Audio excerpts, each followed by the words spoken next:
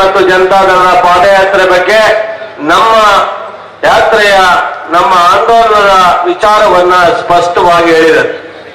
ನಮಗೆ ಕೆಂಗೇರಿನಲ್ಲಿ ಪ್ರಾರಂಭ ಮಾಡಿದೆ, ಇವತ್ತು ಮದ್ದೂರಿಗೆ ಎಂಟ್ರಿ ಕೊಟ್ಟಿದ್ದಾರೆ. ನಾವು ಸಹ ಬಿಡದಿನಲ್ಲಿ, ರಾಮನಗರದಲ್ಲಿ, ಚನ್ನಪಟ್ಟಣದಲ್ಲಿ, ಮದ್ದೂರಿನಲ್ಲಿ ಸಭೆ ಮಾಡಿ ಇವತ್ತು ಮಂಡ್ಯದಲ್ಲಿ ಸಭೆ ಮಾಡ್ತಾ ಇದ್ದೀವಿ. ಅಂತಿಮವಾಗಿ 9ನೇ ತಾರೀಕು ಮೈಸೂರಿನಲ್ಲಿ ಬೃಹತ್ ಸಭೆ ಆಗುತ್ತೆ. ಮುಖ್ಯಮಂತ್ರಿಗಳು, ಉಪಮುಖ್ಯಮಂತ್ರಿಗಳ ನಾಯಕತ್ವದಲ್ಲಿ ಇಡೀ ರಾಜ್ಯದ ಕಾಂಗ್ರೆಸ್ ಮುಖಂಡರು, ಶಾಸಕರು, ಮಂತ್ರಿಗಳು ಆ ಸಭೆಯಲ್ಲಿ ಹಾಜರಿರ್ತೀವಿ. ನೀವೆಲ್ಲರೂ ಸಹ ಅಲ್ಲಿ ಬರ್ಬೇಕಾಗತ್ತೆ. ಸತ್ಯವನ್ನ ಯಾಕೆ ಪಾದಯಾತ್ರೆ ಮಾಡ್ತಾ ಇದ್ದಾರೆ, ಅವರಿಗೆ ಏನು ಭಯ ಇದೆ ಅನ್ನೋದನ್ನ ನೀವೆಲ್ಲರೂ ಸಹ ಕೇಳಬೇಕಾಗತ್ತೆ. ಆ ಸಭೆಯಲ್ಲಿ ಅಂತಿಮವಾಗಿ ಸ್ಪಷ್ಟವಾಗಿ ಮುಖ್ಯಮಂತ್ರಿಗಳು, ಉಪಮುಖ್ಯಮಂತ್ರಿಗಳು ಅಲ್ಲಿ ಮಾತನಾಡ್ತಾರೆ. ಮಾನ್ಯ ಬಂಧುಗಳೇ, ಕುಮಾರಸ್ವಾಮಿ ಅವರಾಗ್ಲಿ, ಯಡಿಯೂರಪ್ಪನವರಾಗಲಿ, ಅಶೋಕ್ ಆಗಲಿ ಅಥವಾ ವಿಜೇಂದ್ರ ಆಗಲಿ, ಈ 4 ಜನದ ನಾಯಕತ್ವದಲ್ಲಿ ಪಾದಯಾತ್ರೆ ಪ್ರಾರಂಭ ಆಗಿದೆ.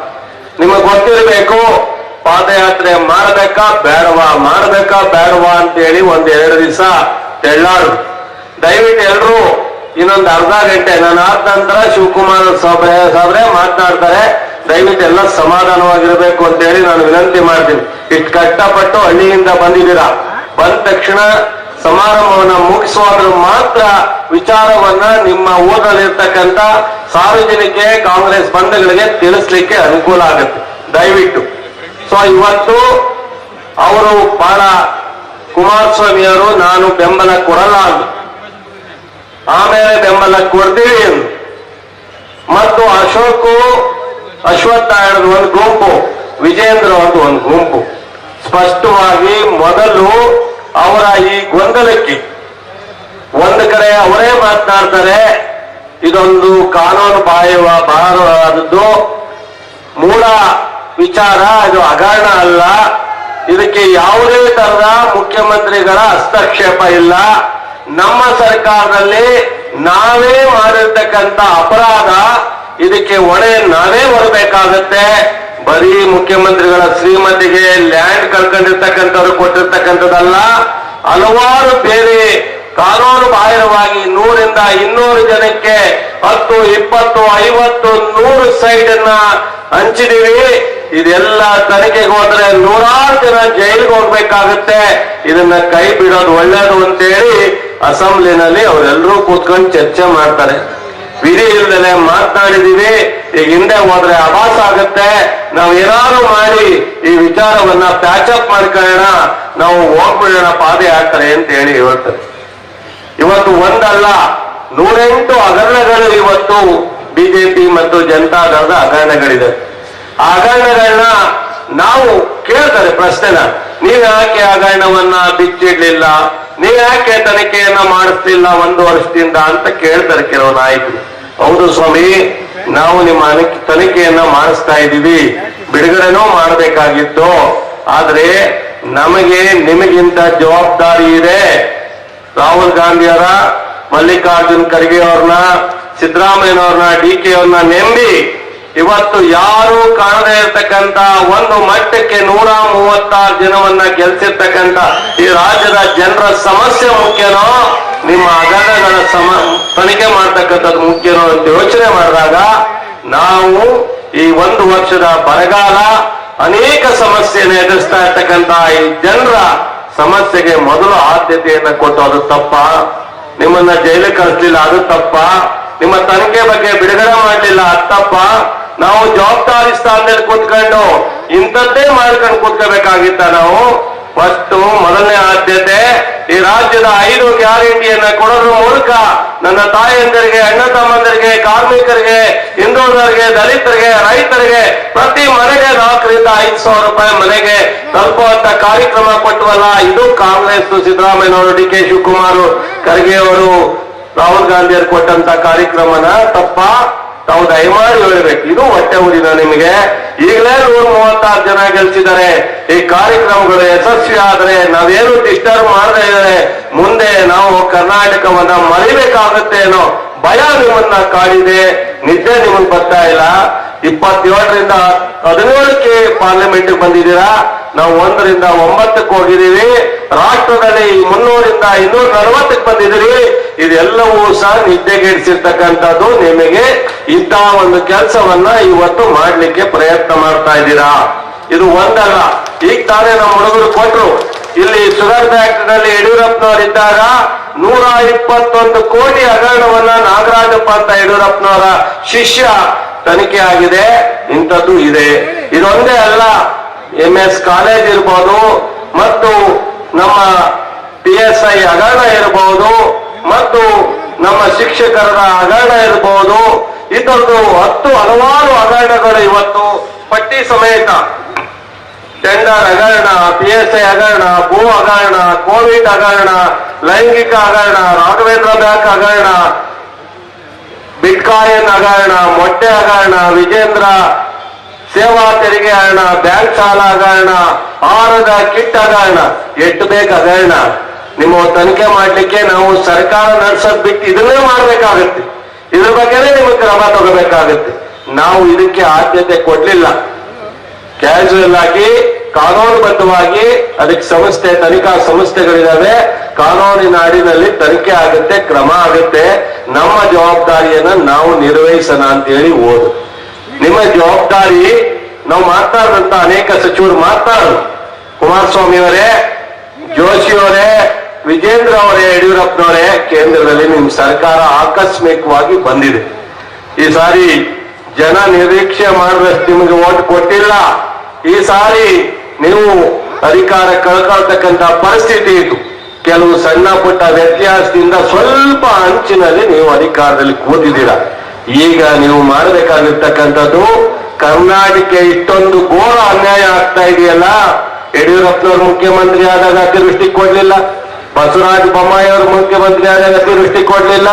ಕಳೆದ ಬಾರಿ 1 ವರ್ಷದ ಬರಗಾಲದಲ್ಲಿ ನಾವು ಕಳಿಸಿರ್ತಕ್ಕಂಥ ಮೆಮೊರಂಡಮ್ಗೆ ಉತ್ತರ ಕೊಡ್ಲಿಲ್ಲ, ಮೀಟಿಂಗ್ ಮಾಡಲಿಲ್ಲ, ನಮಗೆ ಮೀಟಿಂಗ್ಗೆ ಅವಕಾಶ ಕೊಡ್ಲಿಲ್ಲ. ಇವತ್ತು ಕೋರ್ಟ್ ಮೂಲಕ ನಾವು 3,454 ಕೋಟಿಯನ್ನು ತಂದು ಹಂಚುವಂತ ಪರಿಸ್ಥಿತಿ ನಮ್ಮ ಮುಂದೆ ಬಂತು. ಇಂಥ ಕರ್ನಾಟಕ ಅನ್ಯಾಯ ಮಾಡಿರ್ತಕ್ಕಂಥದ್ನ ನಮ್ಮ ಶ್ರೀನಿವಾಸ ಹೇಳಿದಂಗೆ ನಿಮ್ಮ ಯಾತ್ರೆ ದೆಹಲಿಗಿರಬೇಕು, ನಿಮ್ಮ ಹೋರಾಟ ದೆಹಲಿ ಸರ್ಕಾರದಲ್ಲಿ ಇರಬೇಕು. ನಾನು ಹಿಂದೆ ಸಂಸತ್ನಾಗಿದ್ದಾಗ ನೋಡಿದೆ, ನಮ್ಮ DMK ಅವರು ನಮ್ಮ UPA ಸರ್ಕಾರದಲ್ಲಿ ಪಾಲುದಾರರು. ಅವರ ರಾಜ್ಯಕ್ಕೆ ಅನ್ಯಾಯ ಆದಾಗ ಬಹುಶಃ ಮಂತ್ರಿಗಳು ಸಹ ಎಲ್ಲಿಗೆ ಹೋಗಿದ್ದಂತ ನಾನು ಗಣ್ಣಾರೆ ನೋಡಿದ್ದೆ, ನಾನು ಲೋಕಸಭಾ ಸದಸ್ಯನಾಗಿ.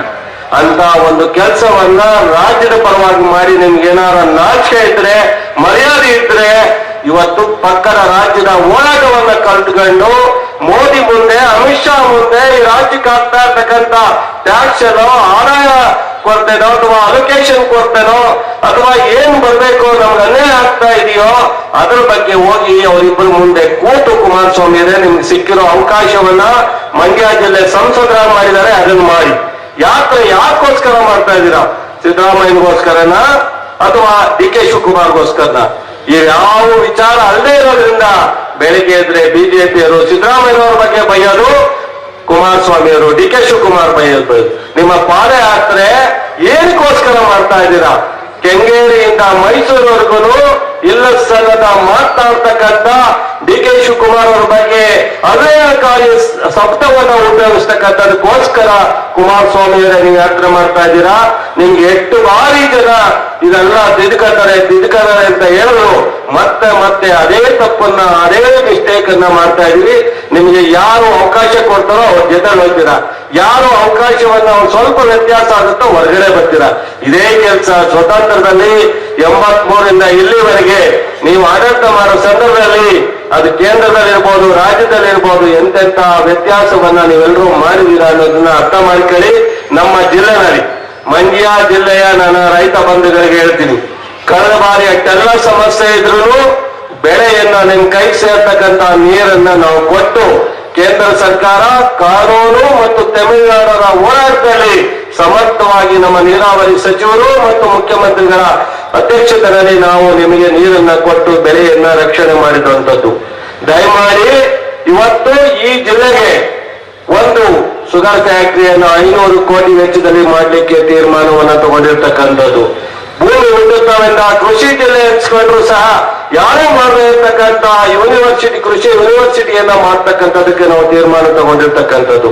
ಇವತ್ತು ನೀರಾವರಿ ಅಚ್ಚುಕಟ್ಟಲ್ಲಿ ನಾನಾ ಅಭಿವೃದ್ಧಿಗೆ 1,000 ಕೋಟಿಯನ್ನ ವಿಶೇಷ ಅನುದಾನವನ್ನ ಕೊಟ್ಟಿರ್ತಕ್ಕಂಥದ್ದು. ಬೇರೆ ಇನ್ನಿತರೆ ನಗರಾಭಿವೃದ್ಧಿ ಅಥವಾ ರಸ್ತೆಗಳು, RDPR ಇತರೆ ಅಭಿವೃದ್ಧಿಗಳಲ್ಲಿ 1,000 ಕೋಟಿಯನ್ನ ನಾವು ಸುಮ್ಮನೆ ಕೂತಿಲ್ಲ. ಬರೀ ಪರಿಹಾರಕ್ಕೆ ಅಥವಾ 5 ಗ್ಯಾರಂಟಿಗೆ ಅಷ್ಟೇ ಸೀಮಿತ ಆಗಿಲ್ಲ. ಇವತ್ತು ಈ ಜಿಲ್ಲೆನ ಈ ಭಾಗದ 31 ಜಿಲ್ಲೆಗಳಲ್ಲೂ ಸತತವಾಗಿ ಮುಖ್ಯಮಂತ್ರಿಗಳು, ಉಪಮುಖ್ಯಮಂತ್ರಿಗಳು, ಮಂತ್ರಿಮಂಡಲ ಒಂದಲ್ಲ 10 ಹಲವಾರು ಅಭಿವೃದ್ಧಿ ಕಡೆ ಗಮನ ಕೊಟ್ಟಿದ್ದೀವಿ. ನೀರಾವರಿ ಯೋಜನೆ ಗಮನ ಕೊಟ್ಟಿದ್ದೀವಿ. ದಯಮಾಡಿ ಬೆಂಗಳೂರು ಮೈಸೂರು ರಸ್ತೆ ಹಗರಣ ಇದೆಯಲ್ಲ, DLDB ಅಂತ ಹೇಳಿ ಒಂದು ಸಂಸ್ಥೆ, ದಯಮಾಡಿ ಕುಮಾರಸ್ವಾಮಿ ಅವರೇ, ನೀವು ಈ ಭಾಗದ ಲೋಕಸಭಾ ಸದಸ್ಯರಾಗಿ ಮಂತ್ರಿಯಾಗಿ ಅವಕಾಶ ಸಿಕ್ಕಿದೆ. ಮೊದಲು ನಿಮ್ಮ ಹೋರಾಟ ಲೋಕಸಭೆಯಲ್ಲಿ, ಕ್ಯಾಬಿನೆಟ್ ನಲ್ಲಿ ಈ ಕಳಪೆ NH ರಸ್ತೆ ಇದೆಯಲ್ಲ ಅದರ ಬಗ್ಗೆ ನಿಮ್ಮ ಹೋರಾಟ ಮಾಡಿ. ನೀವು ಅದರ ಬಗ್ಗೆ ಇಲ್ಲಿ ಬಂದಾಗ ಮಾಹಿತಿಯನ್ನ ಕೊಡಿ. ಮೈಸೂರಿನಲ್ಲೋ ಮಂಡ್ಯದಲ್ಲೋ ಸಭೆನಲ್ಲಿ ನೀವು ಭಾಗವಹಿಸಿದಾಗ ಈ ಎಲ್ಲ ಹಗರಣಗಳಿಗೆ ನೀವು ಉತ್ತರ ಕೊಟ್ಟು ನಮ್ಮ ಮೂಡಾರೋ ಅಥವಾ DK ಶಿವಕುಮಾರ್ ಅವ್ರ ಬಗ್ಗೆ ಅಥವಾ ನಮ್ಮಗಳ ಬಗ್ಗೆನೋ ಮಾತನಾಡಿ ನಾವು ಸಹ ಸಮಾಧಾನವಾಗಿ ಕೇಳಿ ನಮ್ಮ ತಪ್ಪಿದ್ರು ತಿದ್ಕತೀವಿ. ನಿಮ್ಮ ತಪ್ಪನ್ನ ಬಿಟ್ಟು, ನಿಮ್ಮ ಹಗರಣಗಳನ್ನ ಬಿಟ್ಟು, ನಿಮ್ಮ ಹಗರಣಗಳನ್ನ ಮುಚ್ಚಿರೋ ಅಂತ ಕೆಲಸವನ್ನ ಸುಮ್ಮನೆ ಕೆದಕಿ ಗಾಯ ಮಾಡ್ತಕ್ಕಂಥದಕ್ಕೆ ಹೊರಟಿದಿರಲ್ಲ, ಇದನ್ನೆಲ್ಲ ಬಿಟ್ಟು ನಿಮ್ಮ ಜವಾಬ್ದಾರಿ ಏನದನ್ನ ಅರ್ಥ ಮಾಡಿಕೊಳ್ಳಿ. ಇವತ್ತು ಏನು ನಮ್ಮ ರಾಜ್ಯದಲ್ಲಿ ಮಳೆಯಿಂದ ಹಾನಿಯಾಗಿ ಬೆಳಗಾವಿನಿಂದ ಮೈಸೂರು ಚಾಮರಾಜನಗರವರೆಗೂ ಅನೇಕ ಜಿಲ್ಲೆಗಳಲ್ಲಿ ಇವತ್ತು ಸ್ಲೈಡಿಂಗ್ ಇರುವುದು, ಬೇರೆ ಬೇರೆ ಅನಾಹುತ ಆಗಿದೆ. ಇದಕ್ಕೆ ಕೇಂದ್ರದಿಂದ ಏನಾದ್ರು ಪರಿಹಾರ ಕೊಡಿಸ್ತಕ್ಕಂಥ ಕೆಲಸವನ್ನ ಮಾಡಿದ್ರ? ಪತ್ರ ಬರೆದಿದ್ದೀರಾ ಪ್ರಧಾನಮಂತ್ರಿಗಳಿಗೆ ಅಥವಾ ಭೇಟಿ ಮಾಡಿದ್ದೀರಾ ಜೋಶಿಯವರು? ನೀವು ದಯಮಾಡಿ ಇದನ್ನ ಯಾವುದು ಮಾಡಿದ್ರೆ ನಿಮ್ಗೆ ಏನಾದ್ರು ಬೇಗ ಈ ಸರ್ಕಾರ ವ್ಯತ್ಯಾಸ ಆಗ್ಬಿಟ್ರೆ ನನಗೇನಾದ್ರು ಅವಕಾಶ ಸಿಕ್ಕದ ಅಂತ. ಅಷ್ಟು ಸುಲಭ ಅಲ್ಲ ಸ್ವಾಮಿ. ಜನ ಆಶೀರ್ವಾದ ಮಾಡಿ 136 ಜನನ ಸಿದ್ದರಾಮಯ್ಯನವರು, DK ಶಿವಕುಮಾರ್ ಇರಬೇಕು ಅಂತ ಬಯಸಿರೋದು ನಿಮ್ಮನ್ನಲ್ಲ. ನೀವೆಲ್ಲ 100, 90, 20, 30 ತಗೊಂಡು ಇಬ್ರು ಜೋಡಿಯಾಗಿ ಮಾಡೋ. ಒಂದ್ ಕಡೆ ಕಾಂಗ್ರೆಸ್ ಕೊಟ್ಟರು ಹೋಗ್ತೀರಾ, BJP ಕೊಟ್ಟರು ಹೋಗ್ತೀರಾ. ಇದಲ್ಲ.